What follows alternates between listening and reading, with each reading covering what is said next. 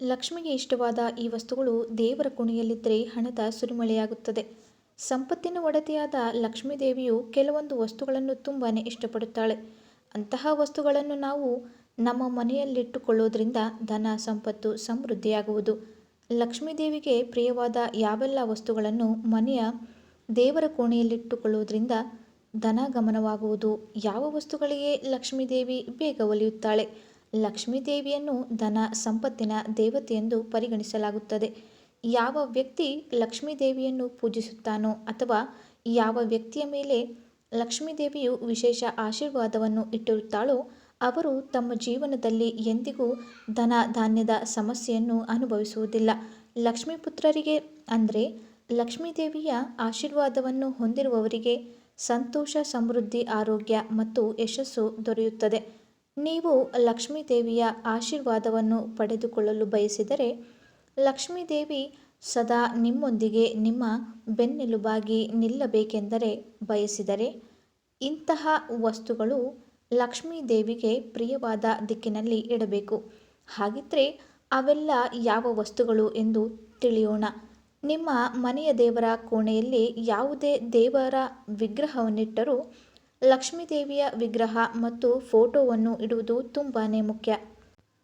ಲಕ್ಷ್ಮೀದೇವಿಯ ವಿಗ್ರಹವನ್ನು ಅಥವಾ ಫೋಟೋವನ್ನು ನೀವು ಯಾವಾಗಲೂ ಮನೆಯ ಈಶಾನ್ಯ ದಿಕ್ಕಿನಲ್ಲಿ ಇಡಬೇಕು. ಇದನ್ನು ಅತ್ಯಂತ ಮಂಗಳಕರವೆಂದು ಪರಿಗಣಿಸಲಾಗುತ್ತದೆ. ಮನೆಯಲ್ಲಿ ಲಕ್ಷ್ಮೀದೇವಿಯ ವಿಗ್ರಹ ಅಥವಾ ಫೋಟೋವನ್ನು ಇಡುತ್ತಿದ್ದರೆ ಅದು ನಗುವಿನ ಭಂಗಿಯಲ್ಲಿರಬೇಕು. ನಂತರ ಆ ಫೋಟೋವನ್ನು ಅಥವಾ ವಿಗ್ರಹವನ್ನು ಪ್ರತಿನಿತ್ಯ ಮುಂಜಾನೆ ಮತ್ತು ಸಂಜೆ ಪೂಜಿಸಬೇಕು. ಇದರಿಂದ ಜೀವನದಲ್ಲಿ ಅಡೆತಡೆಗಳು ದೂರಾಗುವುದು ಹಾಗೂ ಯಶಸ್ಸು ನಿಮಗೆ ಸಾಥ್ ನೀಡುವುದು. ಇನ್ನು ಎರಡನೆಯದಾಗಿ, ಕುಬೇರನ ವಿಗ್ರಹ. ಕುಬೇರ ದೇವನನ್ನು ಕೂಡ ಸಂಪತ್ತಿನ ಒಡೆಯನೆಂದು ಪರಿಗಣಿಸಲಾಗುತ್ತದೆ. ಕುಬೇರ ದೇವನನ್ನು ಮನೆಯಲ್ಲಿ ಪೂಜಿಸುವುದಾದರೆ ಮನೆಯ ಉತ್ತರ ದಿಕ್ಕಿನಲ್ಲಿ ಆತನ ವಿಗ್ರಹ ಫೋಟೋವನ್ನಿಟ್ಟು ಪೂಜೆಯನ್ನು ಮಾಡಬೇಕು.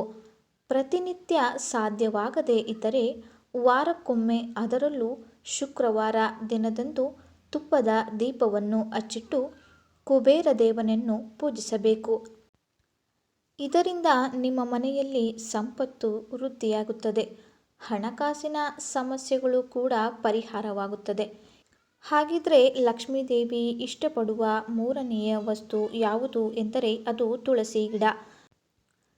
ತುಳಸಿ ಗಿಡವು ಲಕ್ಷ್ಮೀದೇವಿಯ ರೂಪವಾಗಿದೆ. ತುಳಸಿಯಲ್ಲಿ ಸಾಕ್ಷಾತ್ ಲಕ್ಷ್ಮೀದೇವಿಯು ನೆಲೆಸಿರುತ್ತಾಳೆ ಎನ್ನುವ ನಮ್ಮ ಪೂರ್ವಜರ ನಂಬಿಕೆಯಿದೆ.